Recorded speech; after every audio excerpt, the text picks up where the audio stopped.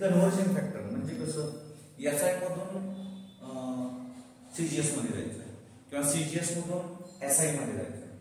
Okay, तर याचं conversion factor काय आहे ते हे बघूयात आपण इथं. आता इथं बघा, समजा मला 1 जूल बरोबर किती आहे ते घ्यायचं. तर 1 जूल बरोबर किती अर्ध, तर मी सध्या कन्सिडर करतो x अर्ध. किती कन्सिडर करतो x अर्ध. तर मग 1 जूल बरोबर x अर्ध ते 1 च्या ठिकाणी काय असेल, 10 असेल, 17 असेल, 0.2 असेल, you can take any number. Okay, मग तो जो नंबर आहे तो ह्याचा कंटिन्यू करायचा. मग याच्यासाठी एक डोक्यात फॉर्म्युला ठेवायचा. कोणता फॉर्म्युला ठेवायचा, इथं हा number n1 u1 n2 u2. परत फर्स्ट नंबर आहे u1 पहिले युनिट आहे, n2 हा दुसरा नंबर x आहे आणि u2 हे दुसरं युनिट आहे. ओके, 1 जो वापरणार आहे मी एसआय साठी वापरायचा. 1 कशासाठी वापरायचा, एसआय साठी. तो कशासाठी वापरायचा, सीजीएस साठी. या प्रॉब्लेम साठी फक्त. कुठल्या, या प्रॉब्लेम साठी. मला सगळ्यात महत्त्वाचं जूल हे काय आहे, हे एसआय युनिट ऑफ वर्क आहे किंवा एनर्जी आहे. मग आपल्याला एनर्जीचं डायमेन्शन काय आहे, एनर्जीचं डायमेन्शन माहिती आहे का तुम्हाला? एनर्जीचं डायमेन्शन आठवतंय का?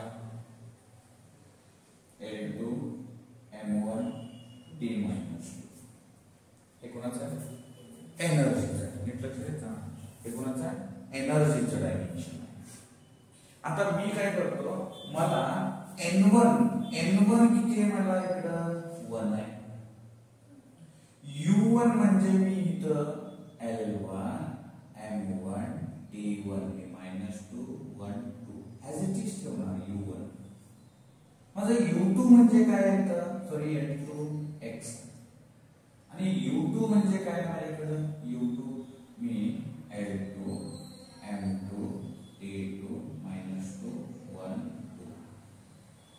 काय केलं, हे डायमेन्शनच आहे. हे कुठनं घेतलं, जूल. जूल काय एनर्जीचं आहे, एसआय युनिट आहे, म्हणून एनर्जीचं डायमेन्शन घेतलं मी L2 m1 d -2. मग त्यालाच कसं घेतलं, u1 म्हणजे 1 1 दिलं, u2 म्हणजे 1 1 दिलं. नंबर इकडे काय आहे, x माहित नाही, काढायचा. इथे n1 किती आहे, 1 आहे. जर दुसरा कुठला काय असला असतं ते लिहिलं असतं. मग ह्या सगळ्या व्हॅल्यूज इथे पुट अप करू. आपल्याला तर कसं दिसतं बघा, इथून पुढं. ओके, सो या ठिकाणी जर बघितलं, n1 काय आपल्याकडे 1 आहे, u1 काय आपल्याकडे u1 L1 square m1 + 1 d1 -2 बरोबर n2 x आहे. ओके, त्याच्यानंतर u2 काय आहे आपल्याकडे, u2 L2 square m2 1 d2 -2. इथं पण काय अडचण आहे, काही नाही. ओके, कारण हे कुठलं आहे, हे आपलं MKS आहे म्हणजे SI आहे आणि हे कोणतं कशासाठी वापरणार, CGS. ओके, परत पुढे जाऊन आपण बोलणार आहे काय. आता इथं हे 1 आहे म्हणून मी पुढे काय करत नाही, कंटिन्यू करत नाही. काय नसतं म्हणजे काय असतं, 1 असतंच.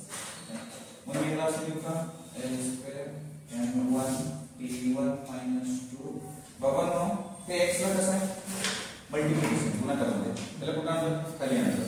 हा, चलो खाली आणलं तर काय आहे सांगा, L2 चा स्क्वेअर m2 1 d2 -2 बरोबर काय आलं, x.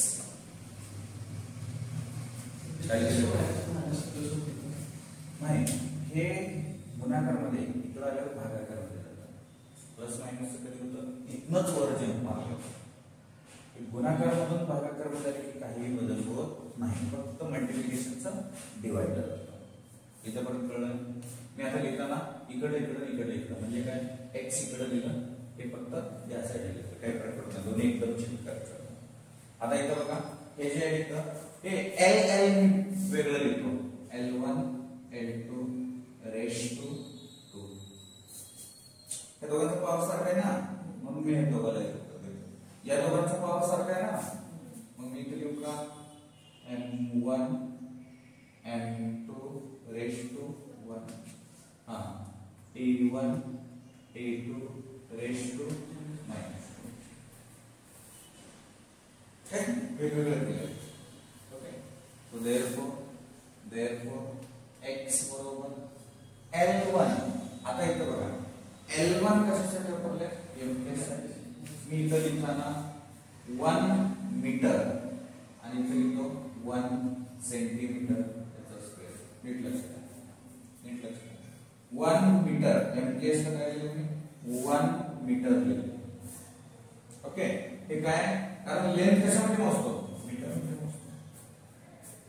ही स्टेप काही बदलायचं नाही याच्यामध्ये. काय बदलत राहतात याच्यावरचं डोक्यावरचं बदलत राहतं. बाकी ही सगळी स्टेप सारखी असणार आहे.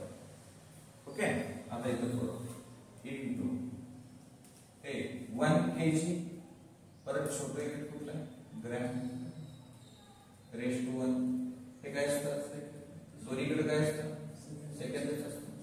Second cancel. आता इक्वल टू x बरोबर हे बघा 1 मीटर बरोबर किती सेंटीमीटर. 1 मीटर बरोबर किती सेंटीमीटर. 1 मीटर बरोबर 100 सेंटीमीटर म्हणजे किती 10⁻² सेंटीमीटर. आपण हे घेतलंय आधी. तू सुरुवातीला होतं का नव्हता ते बघून घेत होता. आज घरी गेल्यानंतर तुला पाहिजे मला सांगायचं. ओके आता इथं बघ हे 1 मीटर बरोबर 100 म्हणजे 10⁻² सेंटीमीटर. त्याच्यानंतर 1 kg बरोबर किती ग्रॅम आहे. के म्हणजे किलो म्हणजे किती 10⁻³ ग्रॅम. कळलं. मग आता मी ही व्हॅल्यू इथं पुट करू कसं टाकणार आहे मला सांगा. कोणाला कुठं बदल केलाय x बरोबर काय बदलणार नाही आपण. हे 1 सेंटीमीटर बदलणार नाही. त्याच्या डोक्यावरचं बदलणार नाही. काय बदलणार नाही हे 1 ग्रॅम बदलणार नाही. त्याच्या डोक्यावरचं बदलणार नाही. हे किती आलं 1⁻² किती आलं -2. ओके कुठं बदलणार आहे फक्त इथे बदललं 10⁻² सेंटीमीटर. इथे काय बदलले 10⁻³ ग्रॅम. ओके मग मी काय केलं सेंटीमीटर कॅन्सल झालं. ग्रॅम कॅन्सल झालं. तर x बरोबर मला काय आलं 10⁻² चा स्क्वेअर इंटू 10⁻³ चा रेश टू 1 इंटू 2 च्या डोक्यावर 1 च्या डोक्यावर काही असलं तर ते किती येतं. ओके सो x बरोबर किती आलं. या दोघांचा काय होत असतो गुणाकार मल्टिप्लाय झालं म्हणजे किती आलं आपल्याला 4 इंटू 3 टू 1 3 म्हणून x बरोबर किती आलं. या दोघांचं काय करायचं ऍडिशन 4 + 3 सो x बरोबर किती आलं 7. x बरोबर किती आलं आपल्याला 7. Okay so this is the x value. तर आपण x व्हॅल्यू पुट केली तर आपल्याला फायनल आन्सर काय मिळेल बघा 1 जूल बरोबर 10⁻⁷ अर्ग. 1 जूल बरोबर 10⁻⁷ अर्ग हे मिळालं. म्हणजे तुम्हाला मग हे एवढं सोडून झालं की तुम्ही काय करायचं 1 न्यूटन बरोबर किती डाईन. मी तर लिहितो x करतो आपण. हे प्रश्न तुमचा x केले. मी काय केले तर x केलं. तर तुम्ही सांगा मला n चं म्हणजे न्यूटनचं म्हणजे न्यूटन कशासाठी वापरतो फोर्स. मग फोर्सचं डायमेन्शन काय असतं काय असतं dimension L1 M1 T-2. Okay हे तुम्हाला काम दिले हे समजले का. ओके हे समजलं असेल तर पहिलं सोडवायचं देन ते सोडवायचं.